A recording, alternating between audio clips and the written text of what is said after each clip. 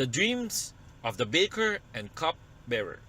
Genesis chapter 40, verse 1 to 23.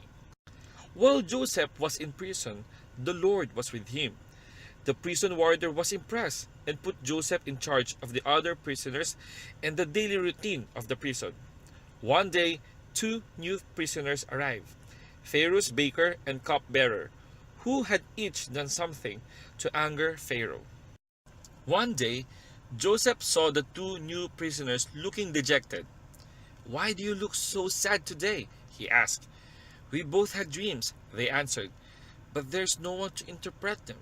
"Tell me your dreams," replied Joseph. "God can interpret them." The cupbearer went first. "In my dream, I saw a vine with 3 branches. As soon as it budded, it blossomed, and its clusters ripened into grapes. Pharaoh's cup was in my hand. I took the grapes, squeezed them into Pharaoh's cup, and gave it to him." God then helped Joseph explain the dream. The 3 branches are the 3 days. Within 3 days, Pharaoh will give you back your job, and you will be his cupbearer again. Joseph then asked the cupbearer to mention him to Pharaoh. "I was forcibly carried off from the land of the Hebrews and have done nothing to deserve being put in prison." The baker then told his dream. "On my head were 3 baskets of bread. In the top baskets were all kinds of baked food from Pharaoh, but the birds were eating them out of the basket on my head." Joseph had a dreadful news for the baker. The 3 baskets are 3 days.